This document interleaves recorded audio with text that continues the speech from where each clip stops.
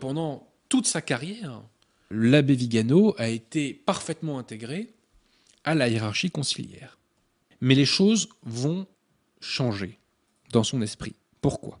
Puisque l'abbé Vigano va être nonce aux États-Unis dans les années 2010, et il va être tenu au courant des actes d'un pédophile qui n'est pas hétérosexuel, le pseudo-cardinal McCarrick.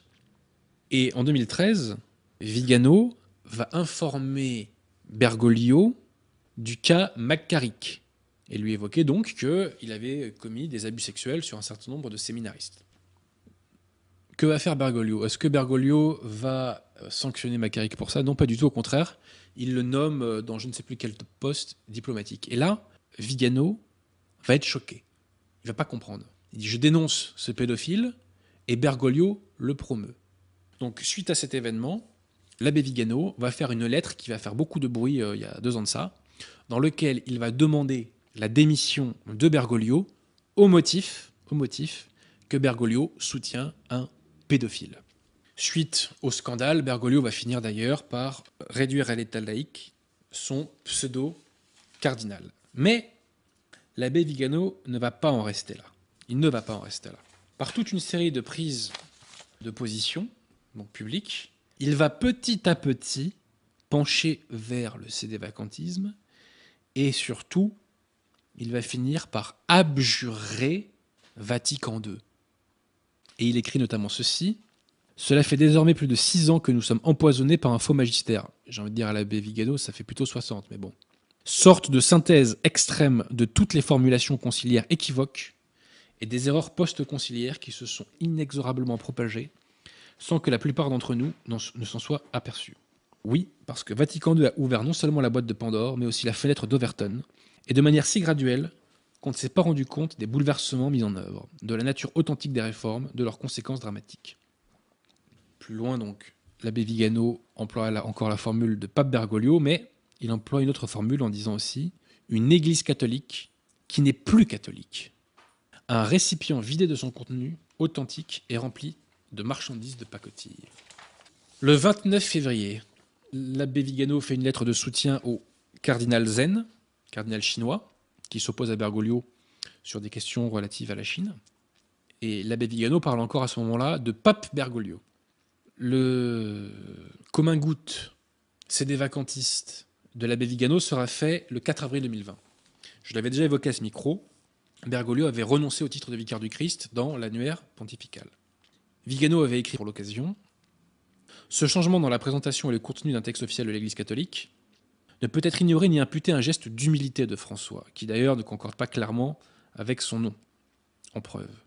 Au lieu de cela, il semble que vous puissiez voir l'admission, passée sous silence, d'une sorte d'usurpation, où ne règne pas le servus servorum Dei, mais la personne de Jorge Mario Bergoglio, qui a officiellement nié être le vicaire du Christ, le successeur du prince des apôtres et souverain pontife, comme s'ils étaient des signes dérangeants du passé, seulement des titres historiques. Fait. Donc là, pour la première fois, l'abbé Vigano nous dit que Bergoglio n'est pas pape et qu'il est un usurpateur.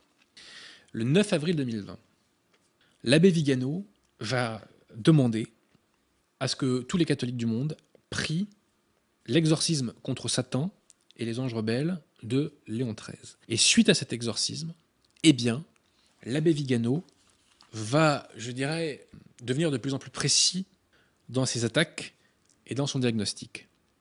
Le 21 avril 2020, il fait un entretien pour le site portugais Dies Irae. Et dans cet entretien, pour la première fois, il se prononce pour l'abandon total de Vatican II. Ensuite, l'abbé Vigano est très très proche de reconnaître l'existence de la secte conciliaire. Citation. « Une église qui se distingue comme nouvelle par rapport à l'église du Christ n'est tout simplement pas l'église du Christ. La religion mosaïque, c'est-à-dire l'église de l'ancienne loi, voulue par Dieu pour conduire son peuple à la venue du Messie, s'est accomplie dans la Nouvelle Alliance et a été définitivement révoquée sur le calvaire par le sacrifice du Christ. De son côté, naît l'église de la Nouvelle et Éternelle Alliance, qui remplace la synagogue. Il semble que l'église post-conciliaire, moderniste et maçonnique aspire elle aussi à transformer, à dépasser l'église du Christ en la remplaçant par une néo-église, créature déformée et monstrueuse qui ne vient pas de Dieu. L'objectif de cette néo-église n'est pas d'amener le peuple élu à reconnaître le Messie, comme pour la synagogue. Elle n'est pas de convertir et de sauver tous les peuples avant la seconde du Christ, comme pour l'Église catholique, mais de se constituer en bras spirituel du nouvel ordre mondial et en défenseur de la religion universelle. En ce sens, la révolution conciliaire a dû d'abord démolir l'héritage de l'Église, sa tradition millénaire, dans laquelle elle a puisé sa propre vitalité et son autorité en tant que corps mystique du Christ, pour se débarrasser ensuite des représentants de l'ancienne hiérarchie, et n'a commencé que récemment à se présenter sans faux semblant, tel qu'elle cherche à l'être. Et troisième point important de cet entretien, l'abbé Vigano dénonce le fait que le Vatican n'a pas révélé, contrairement à la demande de Sœur Lucie, quel était le troisième secret de Fatima, qui est relatif en vérité à l'apostasie justement des hommes d'Église. Alors, on voit que en cette date du 21 avril, l'abbé Vigano conne très fort, puisqu'il a officiellement dit qu'il fallait abandonner Vatican II, donc il abjure Vatican II. Et il a tenu à ce moment-là des propos sédévacantistes. Donc on peut se poser la question, mais Vigano parle-t-il tout seul? Est-il soutenu? Et le 7 mai, Vigano a fait un appel donc pendant le coronavirus, dans lequel il dénonce justement le mondialisme, la volonté de faire une religion mondiale, une gouvernance mondiale, et il évoque les abus liés au traitement du coronavirus. Et ce qui est très intéressant, c'est que ce texte de Vigano est co-signé par plusieurs hiérarques de la secte conciliaire. Le cardinal entre guillemets Müller, le cardinal entre guillemets Zen, et un certain nombre d'évêques. Entre guillemets évêques. Donc on voit que Vigano, malgré le fait qu'il tient des propos sédévacantistes et qu'il est abjuré à Vatican II, est soutenu par des hiérarques. Donc Vigano n'est pas seul, il a des soutiens importants. Le 29 mai, une correspondance privée entre Vigano et une sœur conciliaire est publiée. La sœur écrit notamment ceci. « La situation est certes de plus en plus accablante, mais la stratégie qu'utilise Bergoglio, avec ses forces alliées, est une technique d'isolement et de désintégration de tout groupe pouvant former une contre-force. J'écris contre-force parce que le mot résistance me semble humain et quelque peu insuffisant. Bientôt, probablement, la préparation en vue de la manifestation de l'Antéchrist se fera de plus en plus lourde et oppressante, notamment en raison des mesures que Bergoglio lui-même décidera de prendre dans le cadre de sa préparation. L'objectif, évidemment, est d'éliminer les fortes têtes, les subversifs qui entravent les desseins d'un plan bien établi, qui n'attend rien d'autre que d'être pleinement mis en œuvre. La préoccupation que j'ai communiquée à notre père spirituel est le fait qu'il n'existe pas de contre-organisation, même au sein, entre guillemets, de la vraie Église. Que voulait-elle dire par la vraie Église? Comme une sorte de possible Église clandestine, capable d'avancer de manière coordonnée, pour autant que ce soit possible. Les prochaines étapes serviront en effet à bloquer toute rébellion, ce qui sera possible précisément grâce à cette stratégie d'isolement et de blocage de l'action. Donc on voit que cette sœur est sédévacantiste également, puisqu'elle l'appelle Bergoglio et évoque qu'il y a une vraie Église, qu'elle oppose donc à une fausse. Réponse de l'abbé Vigano. On prépare une religion mondiale, unique, sans dogme, sans morale, telle que le veut la franc-maçonnerie. Il est clair que Bergoglio et ceux qui sont derrière lui et le soutiennent aspirent à la présidence de cette parodie infernale de l'Église du Christ. C'est ainsi qu'ont été découverts à leur côté ceux qui se prêtent comme une branche religieuse d'un néopaganisme qui se définit comme une espèce de green apostasy. Je crois que le point essentiel pour mener efficacement une bataille spirituelle, doctrinale et morale contre les ennemis du Christ est la certitude que la crise actuelle est la métastase du cancer conciliaire. Faute d'avoir compris la relation de cause à effet entre Vatican II et ses conséquences logiques et nécessaires au cours des 60 dernières années, il ne restera possible de rétablir la barre de l'Église dans la direction du cap fixé par le divin timonier et maintenu pendant 2000 ans. Retenez bien ce qui va arriver là. Oui, on peut, chère sœur, revenir en arrière. On peut faire en sorte que le bien qui nous a été frauduleusement enlevé nous soit rendu, mais seulement dans la cohérence de la doctrine, sans compromis, sans rien céder, sans opportunisme. Je répète, dans la cohérence de la doctrine, sans compromis, sans rien céder, sans opportunisme. On peut revenir en arrière. L'abbé Vigano reprend Schneider pour lui dire « Non, il ne faut pas amender Vatican II comme vous le demandez. Il faut l'abjurer complètement. » Donc je poursuis. Citation de l'abbé Vigano, qui parlera de matrice hérétique au sujet de Vatican II. Jamais Monseigneur Lefebvre et la fraternité n'ont parlé comme ça.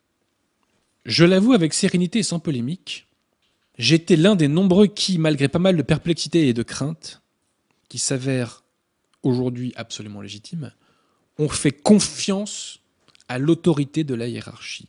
avec une obéissance inconditionnelle. En réalité, je pense que beaucoup, et moi parmi eux, n'ont pas envisagé au départ la possibilité d'un conflit entre l'obéissance à un ordre de la hiérarchie et la fidélité à l'Église elle-même. Effectivement, théoriquement, il ne peut pas y avoir cette disjonction. Cette disjonction n'est possible que parce que ces autorités sont une secte hérétique et schismatique et qu'elle n'est pas l'Église catholique. Ça, l'abbé Vigano ne le dit pas encore. Je poursuis. Donc ce dernier pontificat, je mets des guillemets, a certainement rendu tangible la séparation contre nature, je dirais même perverse, entre hiérarchie et Église, entre obéissance et fidélité. Deux fois, cette disjonction entre hiérarchie et Église n'est pas possible. Bon. Et ce qui arrive est absolument hallucinant. Il faut savoir que dans un message privé de la Salette, la Sainte Vierge nous dit que l'Église sera éclipsée. Et les Nononacum, je crois que ce sont des laïcs qui ont commencé à parler de ça, notamment autour de Louis-Hébert Rémy, ont relevé donc que la Sainte Vierge avait dit que l'Église allait être éclipsée. Et donc l'idée, c'est que l'Église catholique est éclipsée par une entité bâtarde qui est la secte conciliaire. L'abbé Vigano ne cite pas la Salette. Cependant, il dit ceci. C'est indéniable qu'à partir de Vatican II, une église parallèle, éclipse, je rappelle, une église parallèle a été construite, superposée et opposée à la véritable église du Christ. Je le répète. C'est indéniable qu'à partir de Vatican II, une église parallèle a été construite, superposée et opposée à la véritable église du Christ. Elle a progressivement obscurci, comme dans une éclipse, l'institution divine fondée par notre Seigneur Jésus-Christ pour la remplacer par une entité fallacieuse. L'abbé Vigano nous dit donc qu'il y a deux entités. Entité fallacieuse correspondant à la religion universelle souhaitée, dont la franc-maçonnerie a été la première à la théoriser.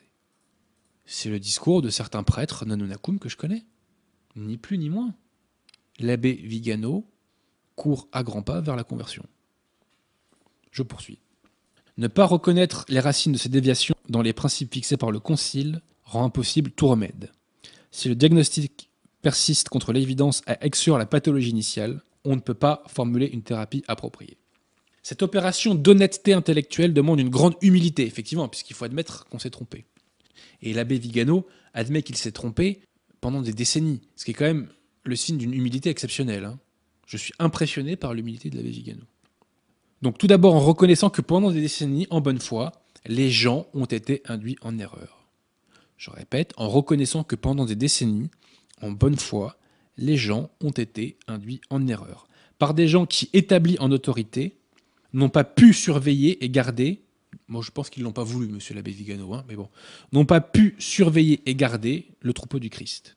Certains pour vivre en tranquillité, certains pour trop d'engagement, certains pour des raisons de commodité, certains pour mauvaise foi et même pour intention malveillante. Ces derniers qui ont trahi l'Église doivent être identifiés, repris, invités à s'amender. S'ils ne se repentent pas, expulsés de l'enceinte sacrée. Alors, je suis d'accord avec vous, monsieur l'abbé Vigano, mais il faut commencer par Benoît XVI. Bon. C'est la façon d'agir d'un vrai berger qui se soucie de la santé des brebis et qui donne sa vie pour elles.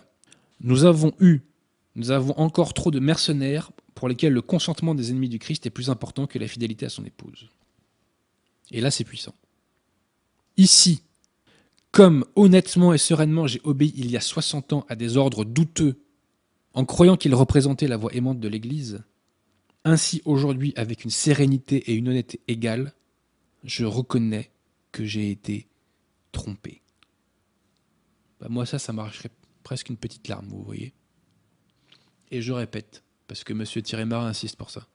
Ici, comme honnêtement et sereinement j'ai obéi il y a 60 ans à des ordres douteux, en croyant qu'ils représentaient la voie aimante de l'Église, ainsi aujourd'hui, avec une sérénité et une honnêteté égale, je reconnais que j'ai été trompé. Être cohérent aujourd'hui en persévérant dans l'erreur représenterait un choix malheureux et me rendrait complice de cette fraude. De cette fraude. Revendiquer une clarté de jugement dès le début ne serait pas honnête. Nous savions tous que le Concile représentait plus ou moins une révolution. Mais nous ne pouvions pas imaginer qu'elle se révélerait si dévastatrice, même pour le travail de ceux qui auraient dû l'empêcher.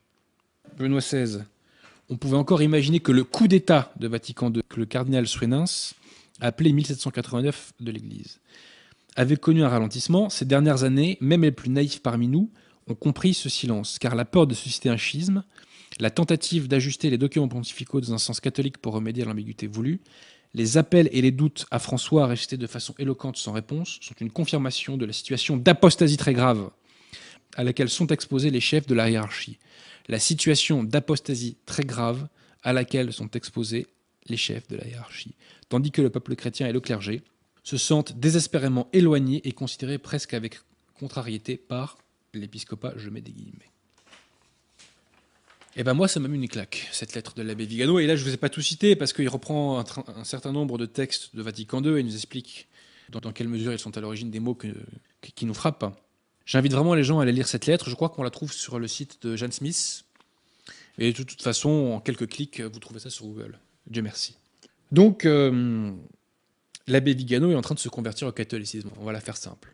Et c'est la beauté d'une conversion. C'est la beauté des grâces. Alors certains diront, mais il a mangé de la religion de la secte conciliaire pendant des décennies. Et alors ? Les abbés Lehmann ont mangé du talmudisme pendant près de 20 ans. Clovis a mangé de la religion païenne pendant X décennies. Saint Augustin a mangé je ne sais plus quelle hérésie de l'époque pendant X années. Et Saint Paul avait mangé du pharisaïsme, hein, faut pas l'oublier ça non plus. Ça les a pas empêchés les uns et les autres de devenir des catholiques en béton armé, des champions de la foi catholique.